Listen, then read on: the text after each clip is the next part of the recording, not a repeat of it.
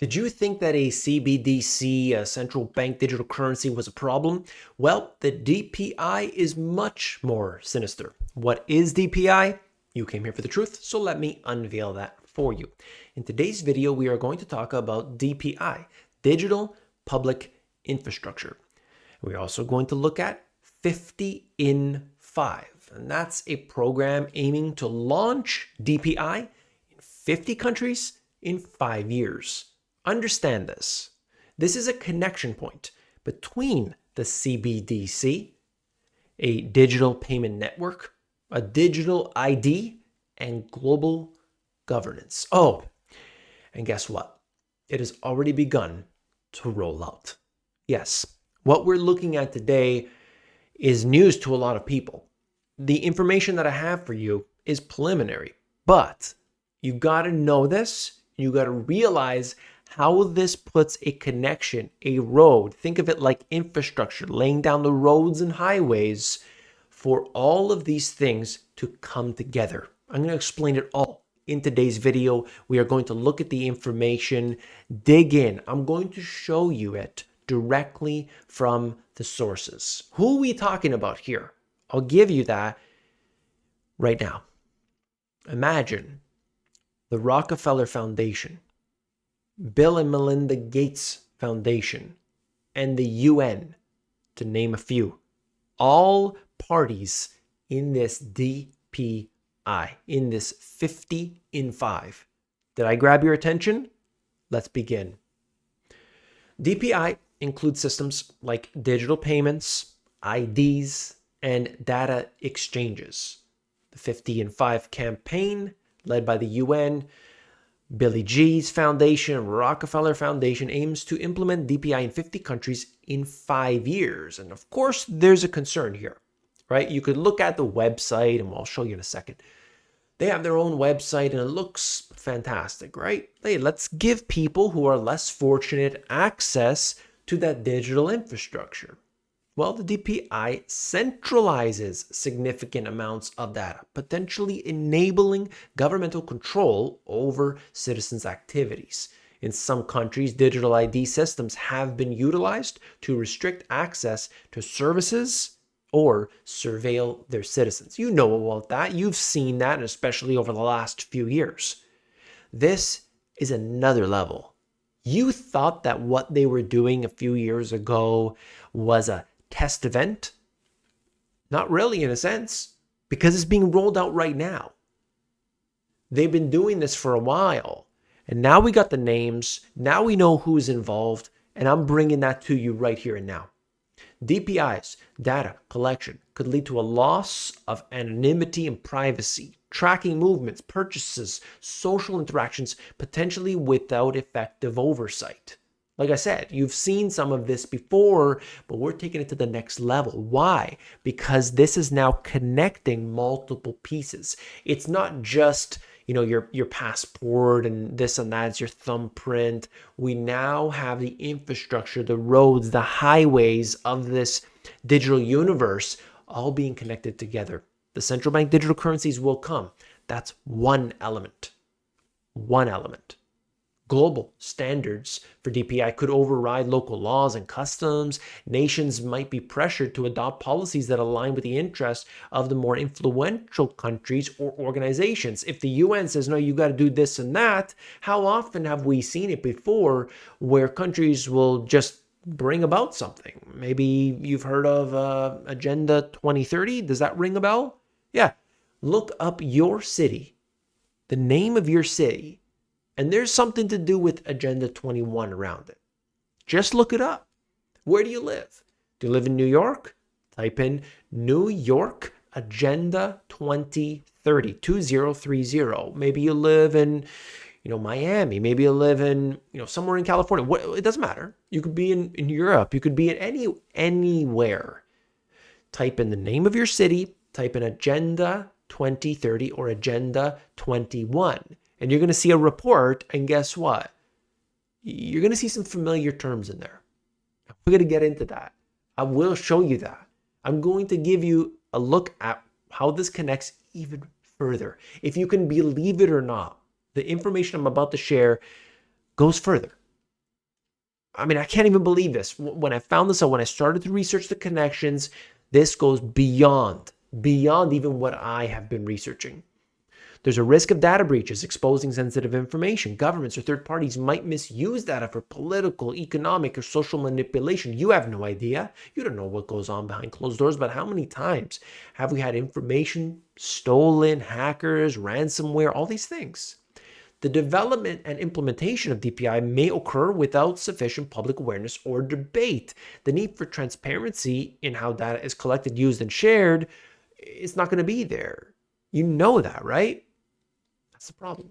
DPI could create a de facto global standard affecting how nations interact and govern digital spaces. This is a one-size-fits-all policy, but you got a lot of different countries, and not everybody is going to want to play ball, at least the people in those countries, but the ruling authority from over top is going to say what they want, and they're going to get it. We're going to look at how this can be balanced out, because we do want advancement, but it's not going to get there in the way that we want it. That's going to benefit us and favor us. It's going to be there to benefit the few, right? Let's look at some of that right now. This is directly from their website, by the way. Digital Public Infrastructure, DPI, refers to a secure and interoperable network of components that include digital payments, IDs, and data exchange systems. You thought I was kidding. This is their website. 50 and 5. UNDP, this is the UN, launching Inclusive Digital Public Infrastructure Development Initiative. Again, their own website. I don't just pull these things out of a hat. I didn't just make this up. 11 first mover countries launched 50 and 5 campaign to accelerate digital public infrastructure adoption around the world. Which website's this? The UN. Right. I'll give you those countries if you will stay with me for a moment, and I'll tell you what's happening with them. We have this, where we get into the deepest levels. Only those willing to accept the truth should stay.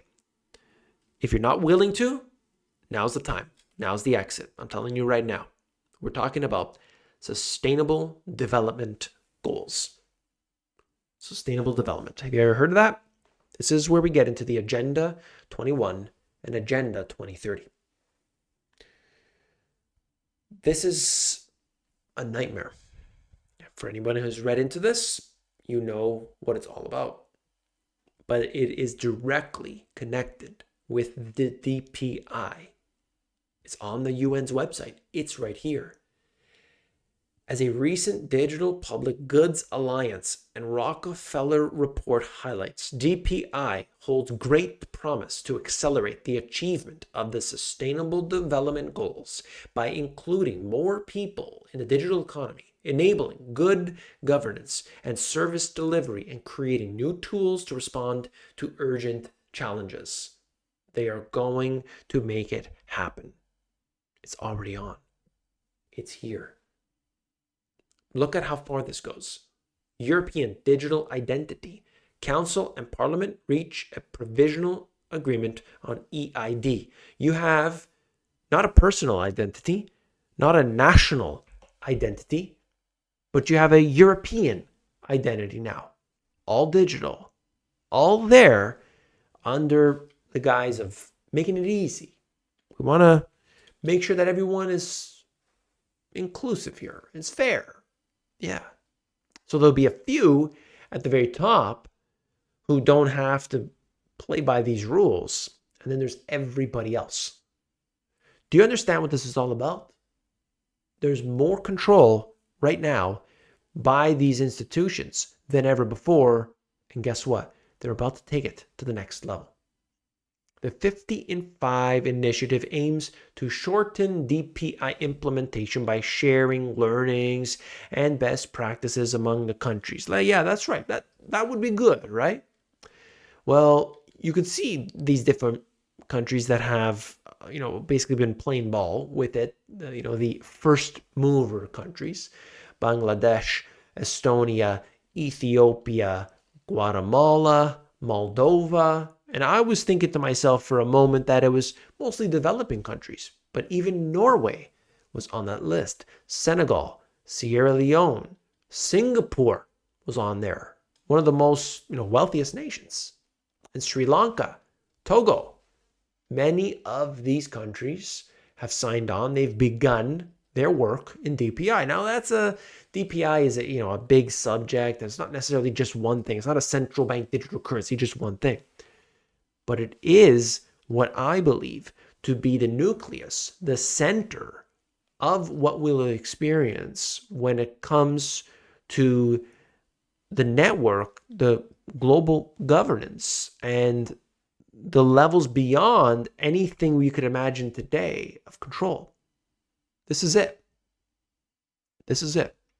DPI, 50 in 5.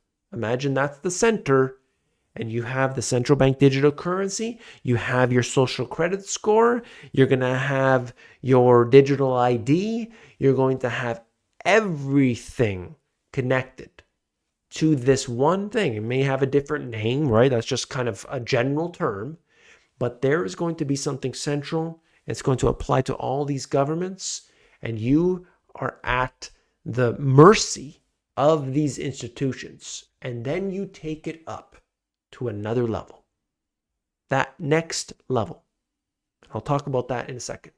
If you appreciate this information, understand that this is way, way beyond what the average person is going to talk about. You have these guys like CoffeeZilla and all this, that we're going to expose the scammers and all that. Why don't you expose these people? We need your help. We need the millions and millions of views that you get. Why aren't you exposing the Federal Reserve? Why aren't you exposing these institutions? No, because you're not going to get the clicks, because you're not going to bring the attention to these institutions. And that's pathetic. Look, when we get into the sustainable development goals, we're getting into the darkness, because we know that these institutions, what they have done, and we're talking about from the top down, is essentially dictated a policy that means that if you're part of the elite wealthy class, you do not have to abide by any rules. But if you're everybody else, you got to live in the big mega cities. You have infrastructure that is dilapidated, is falling down, and they are going to make it very difficult to operate outside of their network. But how could they have done that? They couldn't before. But as you move into the central bank digital currency, as you move into the digital ID, and as you get rid of that cash, you look at your social credit score, all these things, one layer after another, it makes it very possible. And this right here, I hope that I have brought to you why this is of major concern. Share this with your friends, with your family, and the coworkers who you think might want to hear about this. And I know sometimes it's hard to hear. If you want to hear from me directly in a forum where, quite frankly, I can't say everything on YouTube, well, I do in my private Zoom classes. This is something that I started more recently, and I'm going to talk about it more frequently. We have people that have had excellent success in these groups right here, and I go for 2 hours on Friday, 2 hours for Sunday. It's locked down to certain people. If you want to get in, the details are in the description below. You click that link, everything you would need to know is in there, and that's how we're going to be able to get to the latest and greatest information that I just cannot share on YouTube.